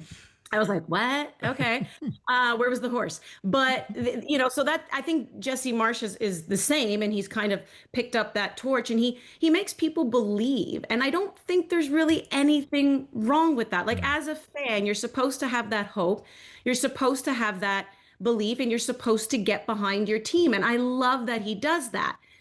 But come the big bad wolves, which of course is the media who follows this team regularly, and we turn around and say, that's nice, but eat this apple. That's kind of poison, because this is, you know, this is maybe the reality of where the Canadians are in this tournament. So I think what Jesse Marsch is still doing is great. And I do think that the Canadian fan in the world of football is becoming a little bit more educated. So they love what he says, but they also, you know, understand, again, Canada's footprint in the football world and the expectations and all that comes with it. But yeah, I mean, at the end of the day, how are you not entertained? Whether you like it or you don't, you're entertained by Jesse Marsch. Well, talking of being entertained, Alphonso Davies, what's the latest on him? Expecting to be fit for the game this evening. Are Canada a different team without him? How important is he for your chances of making the next round? You want him in your squad anytime, of course, without a doubt, you want him in there. But the Alphonso Davies case is a curious one, only because, like, even leading into 2022, Canada qualified in that final stage as well. They played half the games without him because of his injury. They've created quite a bit of depth on that left back position because of that. And now it's really hard to dispute how great Richie Laryea has been in that position. But again, if Alphonso Davies is available to you, right, like, you put him in. But it's also just like the handling of the messaging around him is just, I think it's just been a little bit unfortunate. Because, you know, behind the scenes, part of Alphonso Davies' camp, even before the World Cup started, were already hinting to the media that we wouldn't see him in the group stage. Alphonso Davies himself did an interview before the World Cup started. The interview ended up getting pulled at the request of Canada Soccer, because in that interview, Alphonso Davies basically admitted that we probably wouldn't see him in the group stage game, and he has to be committed to recovering from his injury, which it's the same injury 3 times now to that hamstring, with the latest being in May. We all know that there actually is a therapist from Bayern Munich with the Canada Soccer camp at this World Cup, who is in collaboration with Canada Soccer to say if he can play and he can't play. So he came out, did that interview, it got pulled. So everything was pointing towards, we're not going to see Davies in the group stage, to Canada Soccer going, no, we might, yeah. Like they said, oh no, we won't see him in the first game, but we could possibly see him in the other games. And then the whole decoy fiasco, and I call it a fiasco because if you're going to use someone as a decoy, keep it quiet for the rest of the tournament. Like, don't admit that you did that. It's not a decoy, is it? It's not. And who did you fool? You fooled us. You fooled your Canadian contingent. And I don't think that was very nice. But yeah, so I just think it's just a lot of like, it's weirdness. Whereas all the other teams, you just know if someone's going to be available for that game, if they're not going to be available, if they're going to be rested, if they're dealing with an injury. Like, I don't know. There's just some straightforward messaging. And this has just kind of been a little bit chaotic. If he is absent, then which players would you like to see step up? Which players do you think have stepped up so far too for Canada? Because, I mean, you look at that 6-0 win over Qatar, that was one of my favourite games, I think, of the tournament. Pretty chaotic and obviously that horrible injury that we saw too. But at the same time, you know, seeing the co-hosts doing well, I always think is great for a tournament. So which players do you think have stepped up in the absence of some of your star players?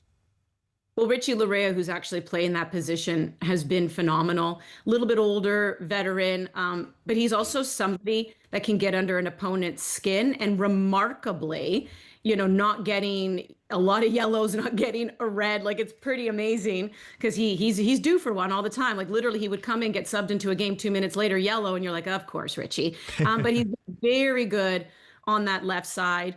Ali Ahmed has come in and kind of played more of that left wing back, but he too is coming back from an injury. Like, that's kind of the thing that's a little bit unfortunate with Canada heading into this tournament. I mean, even though they've made it to the round of 32 and they should make it to the round of 16, there was a little bit of, oh no, are we going to have a situation of what could have been because of all the injuries? But Ali Ahmed has come on in and he's looked great. There's been a lot of players who've stepped up. I mean, Stefan Eustáquio in that midfield, which of course you see how different this team looks when he's not in the midfield because he didn't start in that last game against Switzerland. We're still trying to figure out what's going on with him, but he came in as a sub and the energy completely changed. Promise David goes and gets the goal. And again, there's hope that they could have walked away with that draw and finished first in the group. But I would say collectively, I mean, everyone's pretty much stepping in. Luc de Fougerolles, 20 years old. I mean, this is amazing what he's doing. He could buy a beer in Canada. Now that he goes to the States, he can't. Like, supposed to show, you know, how young he is and just the responsibility of being that center back. So we'll see if Moise Bombito gets the start or if he'll stick with Luc de Fougerolles. But it's been pretty amazing what that young player has been able to do back there. How far realistically can Canada go? So you face South Africa, who have been a bit kind of hit and miss this tournament. Started off very badly, but they've made it through. But on that side of the draw, you could then meet the Netherlands. How far do you think you could go realistically? Or how far, if we're going to dream, how far can you go? All the way to the final, maybe? It's coming home. No, wait, that's your line. Well, right now the expectation is round of 16 because the opponent is South Africa. And that's why people are using words like disappointment, disastrous, unfortunate, if they don't beat South Africa. Like, they're already using words like that because they look at the opponent. And yeah, you look at the ranking, even though I think South Africa's moved up a bit in the ranking because of their performance here. They're still like 54th in FIFA World Ranking. Canada's dropped a little bit too, but they're still like 30th. They're the higher ranked team. They're the better team. That's what I mean by in tournament football. Yeah, the goalposts do move because you just never know who your next opponent's going to be. Now, of course, if they beat South Africa and go to the round of 16 and face either Netherlands or Morocco, they're the big underdogs. And I think people will understand if that's where the tournament comes to an end. But I think right now, for sure, based on the round of 32 opponent, the expectation is round of 16. How much has World Cup fever caught Canada, especially with that group campaign that they've had and the fact that they are heading through? Do you feel that they need this win over South Africa to kind of, you know, cement what football means in the country? This is what's, you know, obviously in our country, it's no surprise, right? Like, hockey is the big one. And I always say that if you're going to call yourself a football nation, the in-between years matter. So yes, you're right. I mean, when you're on a national stage, so whether it's World Cup, you know, obviously Olympics as well, and the women have done exceptionally well at the Olympics. When it's those big tournaments, if you can do well, you see the rise in participation at the grassroots level. And that's kind of an indicator of, okay, you've had an impact. But where the real impact comes is when you start to support your domestic leagues. So in Canada, the Canadian Premier League, which is the men's domestic league, launched in 2019, which, by the way, it had to. Canada could not be a co-host of this World Cup if it did not have its own men's league, hence the birth of the CPL, which, by the way, Joel Waterman, who is on the national team right now, came through the CPL. That's always the goal, right? Have a domestic league and have that be a pathway to the national team. And just last year, the Northern Super League, which is our women's domestic league, launched. So when you have this type of success on the global stage, the hope is that it then translates to the support during the in-between years, and you start to build this ecosystem. And then you can start to say, okay, we are becoming a proper footballing nation because we don't need to wait once every 4 years to suddenly put on a Canada kit. Now we have our local teams that we can support too. And that's where hockey is, obviously. Like, hockey has a proper ecosystem here. You know, when you like look at those containers with the ants and they've got all their little pathways, and like, that is how intricate the hockey system is here in Canada. That's the goal for football. That is what the UK has. We don't have that yet. We're building it. Now, when the national team, when the tip of the iceberg has support, then you hope that trickles down to the base and that becomes its absolute strongest there. Okay, Andy, I'm going to put you on the spot then. Give us a prediction tonight. South Africa against Canada. It's an 8 p.m. kickoff UK time. How are you feeling ahead of it? What's the score going to be? Okay. So I think, Canada feeling good. Alphonso Davies is going to be available. Promise Davis should probably come in a little earlier. Can I say 3-0? Whoa. Yes, you can. Yes, you absolutely can. Coming in hot. Canada, by the way. Did I need to make that? I just wanted to make that clear. Canada, South Africa, right? It was. Oh, brilliant! It's been an absolute pleasure, Andy, and good luck later on. And thanks very much for joining us. All right, thanks for having me. Very confident Andy Petrillo there, top Canadian broadcaster. Why not? Why not? Yeah, even she's saying it's coming home. We've had US fans saying it's coming home. Yeah, we need to specify when we say it's coming home where it's coming. Yes, yeah. I think for them it's staying there. Fine. For us, it's coming home. As I said before, write a song about it. One thing we do know is Ronaldo's back. Yeah. Sorry. Yes. Yeah. Of course. Yeah. Absolutely. So we don't know where, but he is back. Of course. Yeah. Could be back home if they lose to Croatia. Of course. This is the S Word with me, Ollie Klink, alongside Laura Kirk-Francis. In just a moment, we'll bring you our awards from the group stages, which has finally come to a close. This is the S Word, sponsored by Kalshi. The S Word with Will Gavin and Master Tesfastion from talkSPORT.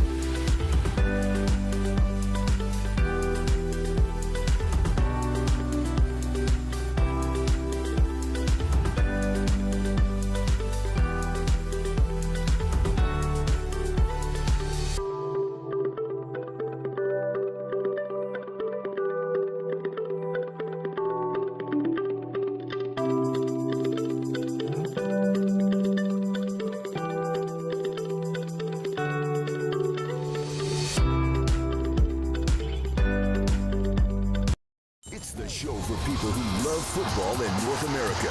And I mean the proper kind, where you only use your feet. The S Word from talkSPORT.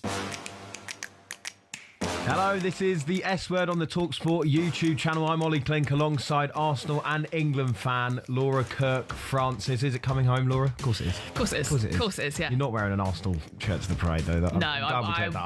I will give myself a big talking to before then. I know We're that. not doing Yeah, that. No. 100%. I don't want to see any club. Ugh. No club kits at the parade. No club kits at any parade, actually. No. Yeah. Worldwide. Yeah, makes me Put them shiver. away. There's a time and a place. Yeah. Now, listen, the group stage has obviously come to an end. We're more than ready for the knockouts. I'm really looking forward to some of those games. But we thought we'd recap the group stages by giving out our own awards. So there's plenty of categories. So we'll start, Laura, with biggest surprise so far. Right, here's my hot take. You ready for this? Cape Verde. Oh, wow. Didn't see that coming. I know, right? I thought I'd come in with something really edgy here that no one's going to agree with. Surely it has to be. I knew they'd be good. I knew they'd be good. I've been a fan of Cape Verde since 15 days ago. They for me have been the biggest surprise. Wow. Not just because of the kind of the result against Spain could have been a bit of a flash in the pan, right? It could have been you've had your moment, you've got the draw, but to back it up and qualify for the knockout rounds is phenomenal. Draw with Uruguay as well. Yeah, like that is my biggest surprise. I think this might be the end of the road for them. Hot take. Oh, you never know though. Not sure. Cape Verde stopping the great Messi. It could be. That would be the biggest upset in World Cup history, surely. Oh yeah, definitely. I don't think it's going to happen. Not to be pessimistic to my Cape Verde fans. They haven't beaten. They're unbeaten. You never know. You never know. So that's mine. What's yours? Yeah, just quickly, I just want to mention the goalkeeper, obviously, Vizinha. We'll come on to him a bit later, but he started the tournament with 56,000 followers. I know you were one of them, obviously. Obviously. Being a big fan of his since he played. It's a fact. Do you know how many he's got now? I think the last time I looked, he was on sort of like 7 or 8 million. Yeah, he's on 17 million now. Yes. How amazing is that? Yes. Get the brand deals in. Get the brand deals in, son. Boohoo Man. Boohoo Man have got a brand out, they've got a collection out at the moment with Ronaldinho, right? Scrap him. Yeah, we don't need any more of that. Who? He's past it. Boohoo Man collab with Vizinha. Oh, I love it. Yes, please. I love it. Yes, I love it. Right, okay. I'll pick a different one then for my biggest surprise. It's been the USA. Okay. It's been the USA, and a lot of that is to do with friend of this show, of course, and the host that we're in for, Master Tesfastion, who was so pessimistic before this tournament, and so were a lot of USA fans. The way they have come out of the traps, and I know they lost that last game, but they've made loads of changes, and it didn't really matter. They knew they were top, and they knew Turkey were out. They've been very good and playing very good football, and Pochettino, I think, has made his mark on this team, and they might continue to surprise at this tournament. We talked earlier about how the bracket is looking for them, and it looks fairly favourable. So yeah, I'll put them as my hot take for biggest surprise. Yeah. God, I still can't believe your shout, by the way. No, right. Sorry, everyone. Thought I'd go with the hits of you. Yeah. Okay, best goal of the group stages. Who are you going for? So I had to check this one just during the break there that I had remembered this, but it's Brighton's Ayari. Loves a banger. Absolute banger. And also the fact that he didn't celebrate. So his dad is, I think, from Tunisia, so he could have played for Tunisia, but he did the proper commitment of the no, guys, no, calm down, which in a World Cup is really funny, phenomenal. But I love it. He was like, no, I have respect for the country that I could have played for, and it's an absolute banger as well. Do you agree with that? I mean, all right, there's maybe in club football if you've been a club legend. I don't like it in club football, really. International football is crazy. Declan Rice did it when he scored against Ireland. Then it's fine. Then it's fine. Sorry, then it's fine. Oh no, yeah, completely. I'm sorry. Yeah, sorry, you got me there. It's perfect. Deckers is perfect. No, I think it shows respect. I couldn't agree more. The best thing is, right, I remember the game, we played Ireland, Declan Rice scored, didn't celebrate, got a bit of stick for it. Jack Grealish, who also had a couple of games for Ireland, could have played for them, scored, went crazy, absolutely loved it. And you should celebrate every single goal that you score. In terms of my best goal, I'm a Newcastle United fan, and maybe it's just because I was waiting for this for most of the season. Anthony Elanga's goal the other night was something very special indeed against Japan. Does that make you annoyed though? Like, is it kind of, where was that all season? Yeah. Really annoyed. Yeah. And also see Johan Wissa, who seems to have found his shooting boots. I swear to Laura, honestly, if Johan Wissa knocks England out of the World Cup, I don't know what I'll do with myself. I might give up on football if that happens. Because that man has frustrated me all season. What a season that could be. You finish 12th, you lose a couple of potentially your main players. So Tonali goes, Gordon goes, let's say Bruno Guimaraes goes to Arsenal. And then you are knocked out, or your country are knocked out by a Newcastle player. I think that'd be the end of the road for me. Yeah, and Sweden go on to win the World Cup with Elanga and then Isak lifting the trophy. I don't know what I would do. Gyökeres lifting the World Cup. Can you imagine? No, I can't. I don't want to. A couple of notable mentions though for go goal. Go on. Mbappe's probably first one. He scored so many I can't really remember. His second against Senegal. That's the second one against Senegal. Was lovely. Vinicius Junior, first one for Brazil, where he sort of cuts back. That's a lovely goal. So there's been some really good goals. Kane's header from a corner against Croatia. Absolutely. I just think set pieces should be celebrated. Set pieces, yeah. Croatia's second goal as well. Not much Pickford could do about that, I think. But there have been others. Did he? Did he get a hand to it? He got a hand to it, yeah. Should have been stronger then. Should have been stronger. Should have moved his feet quicker. He should have. I would say that's that one. Okay, moving on then. Talking of Mbappe in France, best performing team so far. You've just said it there. You've just ruined it. No, that's my one. Okay, you go first. You go first. I'm going to go with France. Okay. Because they've been. What a hot take. They've been. They've been fantastic so far. And it was funny. I think that first half against Senegal, I think Senegal had quite a few chances, and I thought, France look a bit rusty here. Maybe it could be our year. Here we go. Yeah. And then Mbappe just turns up, doesn't it? It's absolutely ridiculous. Lulled you into a real false sense of security, didn't it? He does. Especially that was very early on in the tournament, wasn't it? Where we sort of got to that day, and no one had really impressed at that point. And we're all thinking, maybe France aren't the real deal. Be quiet. Yeah, they are. Be quiet. How about you? Again, another really hot take coming in here. Argentina. Oh, wow. I think they've Where's been that? really That's left good. field. I think they've been really good.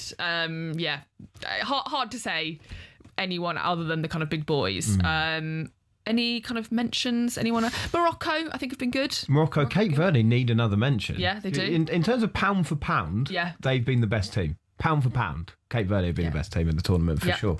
And of course England, because of that stunning second half against Croatia. What about worst team at the tournament? Ooh, I don't want to be mean, but I'm going to be. Qatar. Ooh.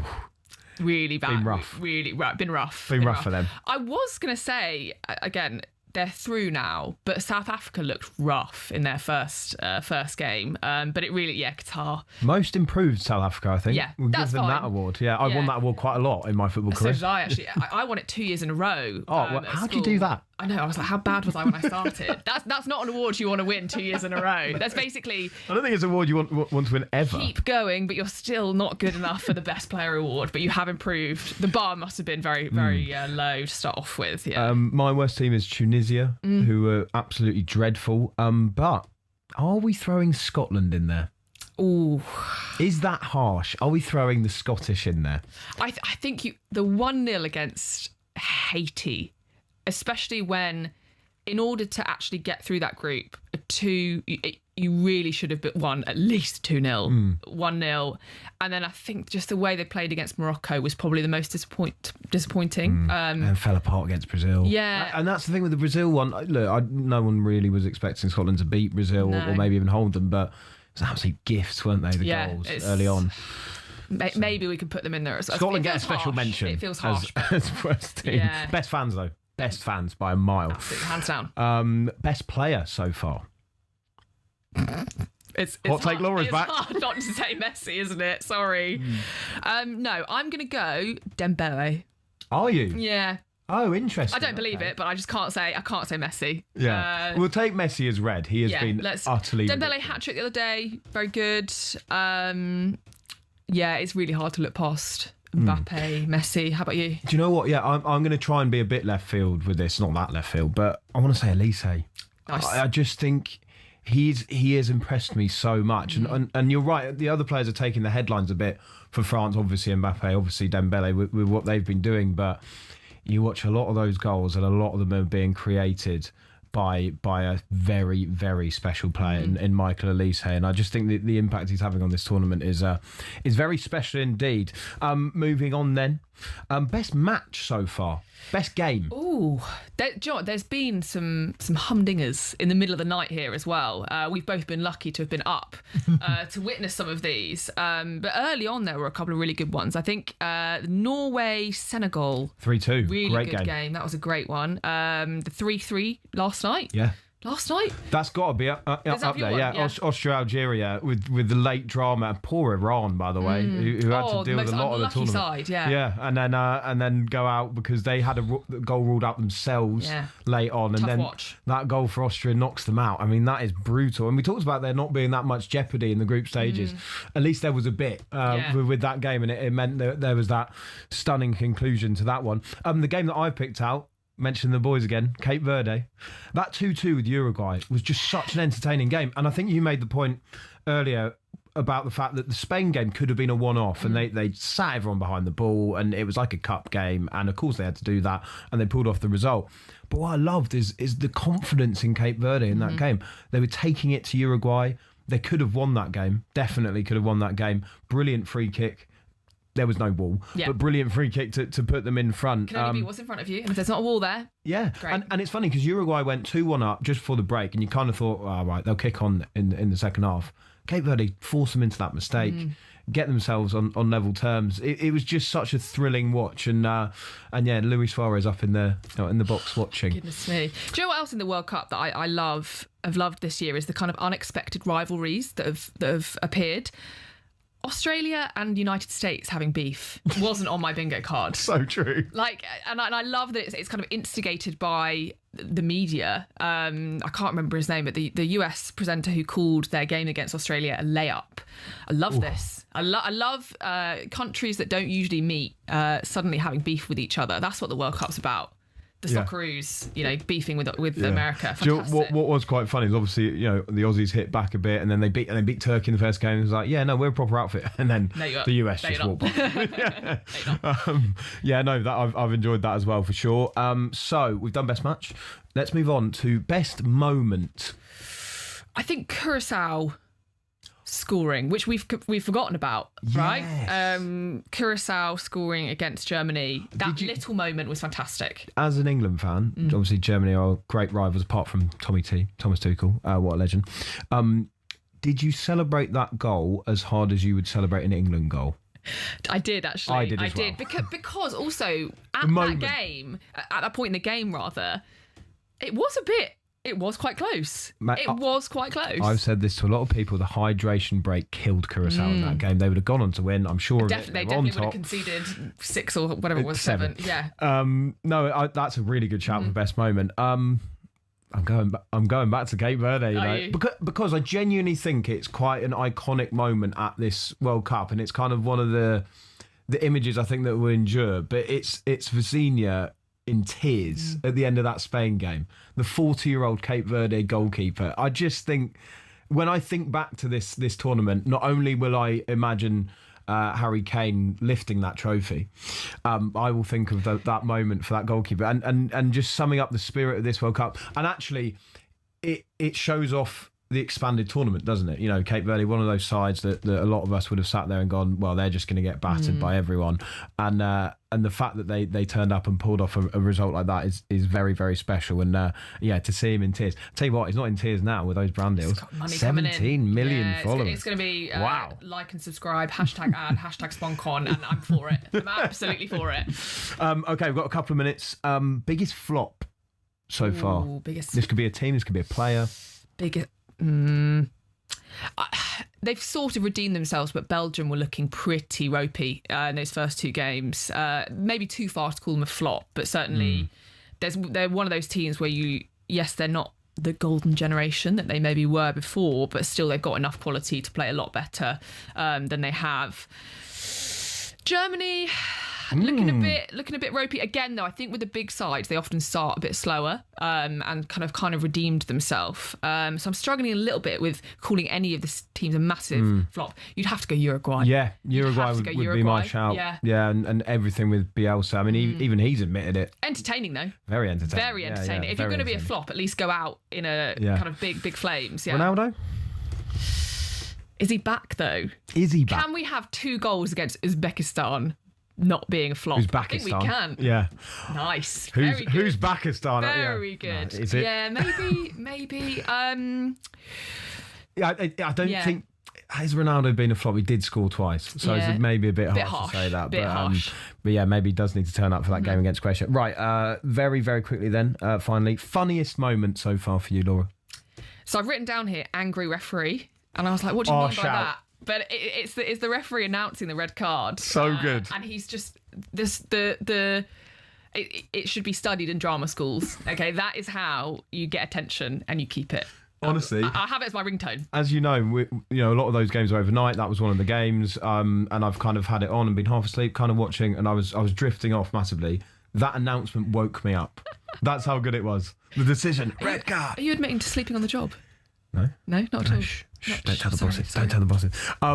My funniest moment would be Anthony Elanga thinking he was out. Yes. That was extremely funny. Sweden drew with Japan. He was punching the turf, thought he was out of the competition, and in fact Sweden had made it through. Better that way round though. Yeah, than thinking you're through. Laura, it's been an absolute pleasure. What a debut! Thank you so much. Thank you so much for having me. Delighted and so excited for these knockout rounds. So excited. Yeah. I'll keep you updated on what I'm wearing to the parade. Please do. We don't want to clash. No, so really important that we pick something different. Of course not. Laura, it's been a pleasure. Thank you very much indeed. Thanks for watching too. This has been the S Word, sponsored by Kalshi. Bringing all the biggest football debates stateside. The S Word from talkSPORT.